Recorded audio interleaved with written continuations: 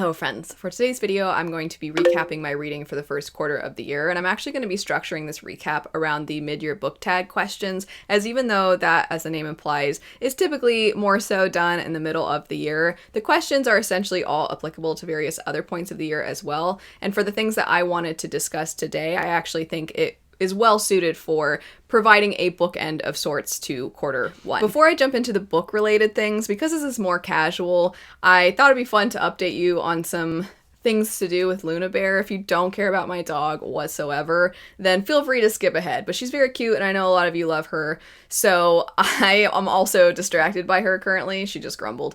So she's on my mind. But I thought I would let you know that Luna Bear is currently shedding. She sheds about twice a year, and it always looks like somebody murdered a chicken in our house when she's shedding because it just comes off in these great big clumps, and it's just all over the chairs that she sits in, the couch that she likes to sit in, the carpet, and you can always know where Luna has been based off of her fur. And when we go on walks and we take her to the park, she perked up when she heard walk, but when we take her to the park, sometimes the fur just stays, and so you come back to the park and you're like, oh, that's where all of her fur settled. I hope the birds use it for nests or something. So she's currently shedding. But also, I mean, I feel like in a lot of videos as of late, I've almost had to give a disclaimer that my dog might be around. She might appear. She might make noise. And she's seemed especially in love with me lately. And it's nice because the feelings are mutual. I also love her a lot. But when I need to work, I feel she is lashing out because she seems to have found creative ways to make noise when I'm trying to concentrate. And I thought that this text that I sent my husband the other day perfectly captured this. And I'm curious to know, what things do your pets do that you feel like perhaps are passive aggressive? So this message I sent Sean said, Luna just went from licking her front paw noisily to licking her privates to burping to standing up to flapping her ears to walking out of the room to loudly drinking water to going out the doggy door. She did all this within, I don't know, the span of about 2 minutes. It was just a whirlwind of noise. It's like she's testing out all the noises to see which one gets my attention the most. Anyway, she might appear at some point because she's around, as she's currently just staring at me. So that's a Luna Bear recap and update. Now to the book related questions. First two questions both have to do with some of your best reads from the quarter, I'll say, as opposed to the first half of the year. And one of them has to do with the best book in general, as well as the best sequel that you've picked up. For best sequel, I wanted to highlight specifically Trials of Empire by Richard Swan. This is the third book in its given trilogy, which is The Empire of the Wolf. I enjoyed this trilogy as a whole. I enjoyed every installment. I think it's hard for me to pinpoint which one was my favorite, as I just liked the story overall. And I do think that this is one of those stories that thematically, as well as the arc of the character, are best seen through the entire trilogy, which I know is an obvious statement because that's pretty much true for any series, but some series do feel a little bit more like there are these installments that have their own arcs within each book. And others are more so you really aren't going to see the conclusion or any kind of satisfying conclusion to the story until you reach the end. And I think that's true for some of the main character Helena's progress within herself, as well as some of her relationships. I think a lot of those feel very messy and like she's really having to struggle through a lot of her principles and how she feels about things, and principles versus the realities of the world, which I do think that the author explores really well over the course of the series. It's kind of hard to pin down the exact plot of this, and I really don't think that the plot is necessarily the main driving force. I do think it is the thematic elements that stood out to me. But a general setup for the story is that you follow Helena, who is a protege to somebody who is, I always describe as judge, jury, executioner, and detective all in one. But the story really explores what it does to a person to have that much power in one individual's hands, and what happens to a society that values power to the degree that their society does, because there's really no one individual that is entirely principled, and thus you're gonna have instances where people see things in shades of gray. I really felt like all of that was explored great. The morality of the story is something that I feel like is a really hard thing to accomplish in a way that is having as much depth as I think Richard Swan actually managed to capture within that trilogy, but it was quite exceptional. The characters can be really aggravating and really frustrating, but I think that the story overall was incredible. I do think from time to time it is really funny. I personally would categorize as grimdark fantasy, and to me, it's not necessarily exactly the same as Joe Abercrombie, because I think Joe Abercrombie is very dry and very sarcastic in a way where it almost feels like he can't help himself, in a good way, for me anyway, in my taste. But I think this author is more often serious, but when you do get the occasional funny moment, it to me matches kind of how Abercrombie writes his humor. And also, I think that these stories both do grimdark really well. What makes this story very, very different from a lot of the others that I've read, just in general, not specific to grimdark, but in general, is its hybrid nature of being fantasy and horror, especially the more that the series progresses. I really quite liked it. If you're somebody who likes genre benders, I would say give this a go. If you are somebody who likes grimdark, maybe give this a go. And for somebody who maybe is hesitant about grimdark, but you're willing to dip your toes here and there, this might be a good one to try out. Though, again, it's not quite as funny as Abercrombie's works. But when it is funny, it almost seems like the funny moments stand out more to me because of the fact they're not as frequent. Anyway, Trials of Empire was the third and final book. I thought that the landing was fantastic, and I'm really excited to see what Grave Empire has in store, as this is the next book by this author and it's within the same world. As for best book, I think there are two standouts. One that I've talked about a lot, and I'm sure nobody's really that surprised, which would be Blood Over Brighthaven. Thought it was fantastic. I'm going to have in the description bar a lot of relevant links to any of the books, because this is more of a recap as opposed to going in depth about things. So if you are interested in hearing more about the stories that I reference, I want to have the description bar essentially serve as a directory of sorts. Blood Over Brighthaven, though, absolutely incredible. Not really a surprise, because Sword of Kaigen was great too. I just didn't know if the author would be able to capture what made Sword of Kaigen so good. I just didn't know if they would be able to deliver on that same thing again, and they did, and in my opinion, they did it in a way where I think that their writing itself has also improved, and that is so exciting, because I just can't wait to see what else she writes. And then as far as the other book that I haven't talked about as much, that would be The Stationery Shop. This is very different from what I typically pick up, as most of what I pick up is fantasy, and this is not. This is just, I would categorize as historical fiction or just fiction. I actually picked it up, though, for one of my A Fantasy Fan Reads videos, specifically contemporary romance. And I wouldn't say that this one is contemporary romance, which isn't to dismiss the individual who recommended it as contemporary romance by any means. If you consider it that, that's totally fine. But there is a love story, and it is a very tragic love story. But I felt like there was a love story within just a lot of other things as well, which is why I would just say this is historical fiction or fiction. And it was really beautifully written. It was really beautifully crafted and structured. The way that you get these snippets between parts from what feels seemingly like random characters, but then how all of that sort of ties together was, I thought, amazing. I can't wait to read something else by this author. Because I've only had the opportunity to talk about this book currently in one video, and that video is very, very long because of the fact that I read a large amount of books for that. I do at least want to give you some idea of the synopsis for this one, but I have talked about it more in depth. It's just, you might have to skip ahead if you want to skip to this specific stories, me going through my thoughts on it. But you follow this young woman in 1950s Tehran, and then also you see present day when she's an elderly woman, and it would seem that she's going to be reunited with somebody that she cared deeply about when she was a young girl just finishing high school in Tehran. And you don't really know what pulled them apart, but it was clear something pulled them apart. They've both lived lives separate from each other for most of their lives, but what was the catalyst for this split between them? And you don't really know, and you're discovering that as you read the story, and you're also just reading about the tragedies of their lives and the ways that, even though it feels like the political side of things and the social things are backdrops, they play such a role in what happens between them and within their own lives. It's really heartbreaking. It explores generational trauma exceptionally well.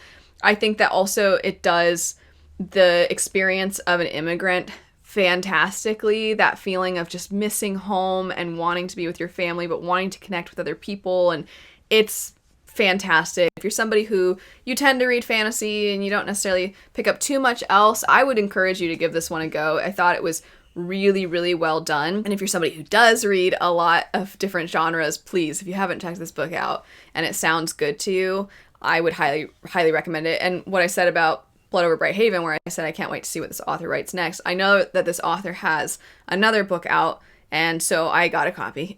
And I definitely plan on reading not only that, but kind of keeping my eye out for whatever they put out next.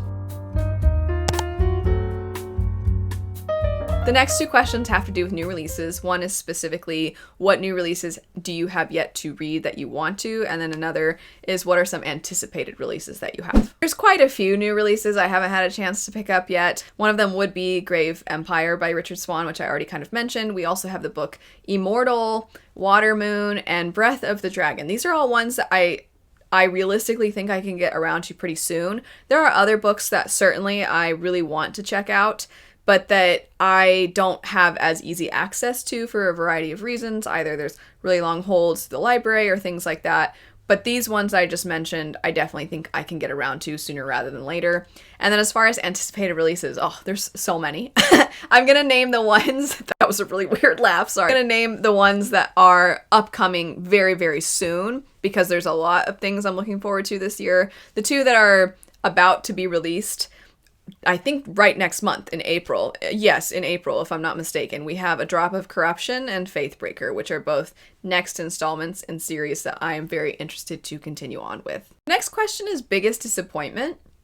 I don't know if I necessarily had a book that I was really looking forward to and then it didn't meet my expectations. I don't think there was something I picked up that the whole time I was like, come on, really? I don't think that really happened with anything. So I feel like my answer for this is not really true to the essence of the question.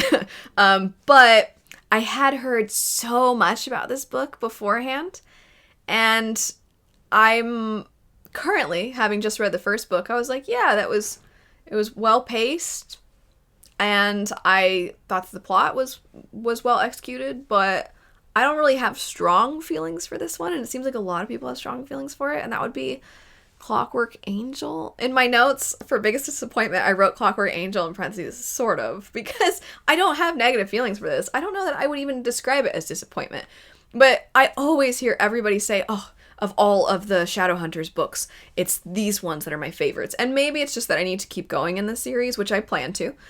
And then the other thing I hear all the time is that the love triangle is incredible, and that most people don't like love triangles, but this is not only a love triangle that people are okay with, they actually enjoy the love triangle.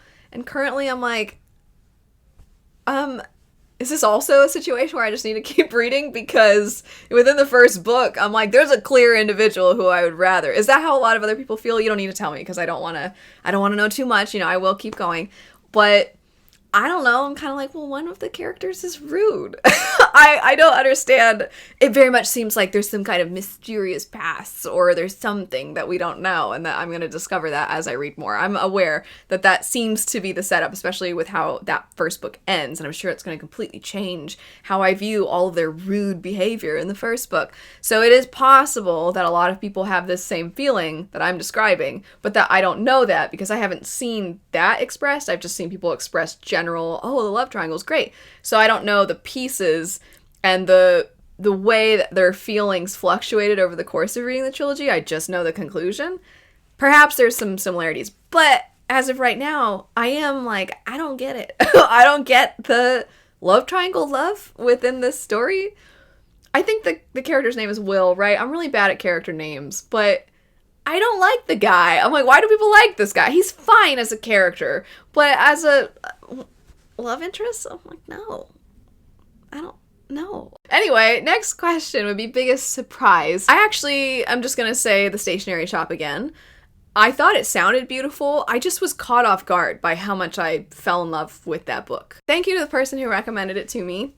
Do you have some more recommendations? Favorite new author debut or new to you? I'm just gonna say that author. They're new to me, very new to me, because I'm usually aware at the very least of people in fantasy circles. So this one was way outside of my wheelhouse, and I I'm so glad to have been introduced to it.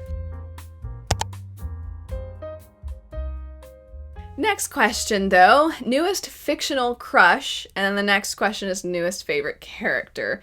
Okay, so I'm going to answer favorite character. It's not new, it's just probably one of my favorite characters of this first quarter, which would be Shadow the dog in the Emily Wilde series. And it's not really new because it's the third book in the series, but I always love the doggy characters. Bond in Spy Family is my favorite character, and I love Shadow in Emily Wilde, and anytime there's any kind of dog or animal companion, like the dragon in the Songs of Chaos, I'm like, oh, I love the dragon. So I always love, those are always the best characters. You can't, I mean, how do you mess up a dog, you know?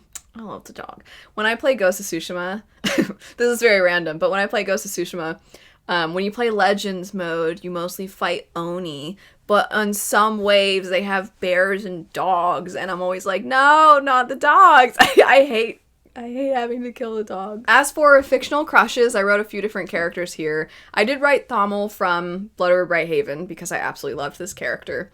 Just everything about this character.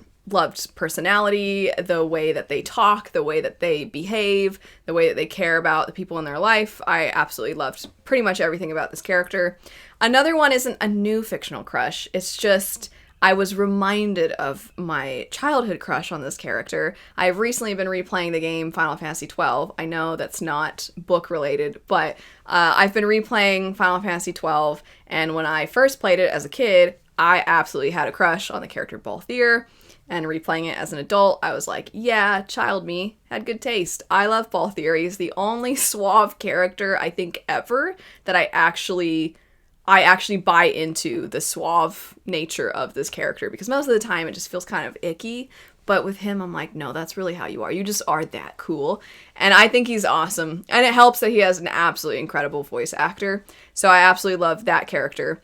And then I also wrote from, once again, not a book. It's, well, kind of, but I actually haven't ever completed the book. I started it years ago and just didn't ever have the chance to keep going with it. But from Earthsea, I recently, over on my side channel, Full Meta Analysis, because me and my friends have been going through the Ghibli movies, and we, for episode 15, finally watched Earthsea, which is known for being, by a lot of people's standards, the worst of their films. And we had a discussion about that, among other things. But I've never actually finished, as I was saying, Earthsea. So I don't have the character in my head from that story. And maybe I would feel similar, or maybe I would totally disagree with this. But the way that he's portrayed, despite all of the criticisms for the movie, the way that Sparrowhawk is done in the movie, and once again, the voice actor as well, I was like, my husband and I both, as we were watching, were like, so Sparrowhawk, right? So anyway, Sparrowhawk is great. I really, really liked that character quite a bit. So those are my fictional crushes. Now moving on to a book that made you cry. I already stated that there were a number of things that made me emotional about the stationery shop, but it's not actually maybe counting for this question, because it was partially within the book, but it was also the author's note, which I just feel like especially got me. But a book, once again, that I read for the contemporary romance video that I did, The 7-Year Slip. There is a certain topic that has to do with, I don't want to say too much, but essentially like the death of a loved one. When that part was really revealed to you and we went in depth within the story itself, that was very emotional, and I was like, wow, this is so difficult to take in. But then the author's note at the end that ties in the author's personal experience with this thing is challenging, and that almost made me cry.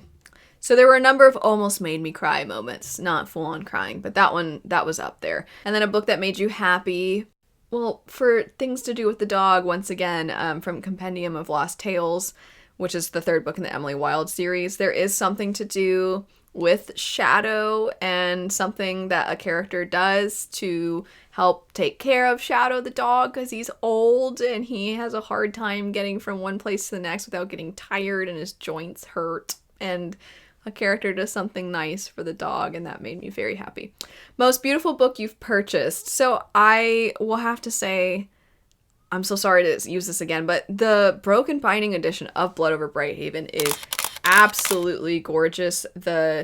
All the artists that worked on this did an amazing job. My friend Patrick is the one that did the sort of art direction for it, and I think he did an amazing job. Just in general, of course, a lot of us know Broken Binding does a lot of great work, and especially for a lot of stories that maybe aren't as likely to get special editions, but they put a lot into pretty much every edition that they do. But I do want to clarify that I actually didn't purchase this. Patrick was nice enough to get me a copy. So thank you, Patrick, so much. One of my favorite books that I've read, not just this year, but in general. And thank you so much for giving me a beautiful copy. It's gorgeous. Absolutely love this edition. Next up, we have books to read by the end of the next quarter. And I'm going to go ahead and say the ones that I mentioned as being anticipated releases, which would be A Drop of Corruption and Faithbreaker. With Faithbreaker, it is the third book in the series and the final book, so I really want to be able to complete that series. And then with A Drop of Corruption, I just want to make sure I continue with that series, as that was one of my goals this year, is to be better about finishing series and also continuing with series. And both of these were on that list, so it'd be perfect timing to get around to both of those. Additionally, there are a fair amount of books that I'm going to be buddy reading with patrons, and thus I want to ensure that those are definitely high priority and that I am going through those in a more timely manner. The last question would be favorite adaptation. The only adaptation that I have watched would be Earthsea. So I guess by default that one wins, but I don't feel like it does, so none really is my answer to that question. And on that note, that's it for a recap for the first quarter of the year. Feel free, of course, to expand on anything that we touched on, and any relevant information I'll have linked in the description bar down below. Thanks so much for watching. As always, I hope you have a great rest of your day, and I'll see you later.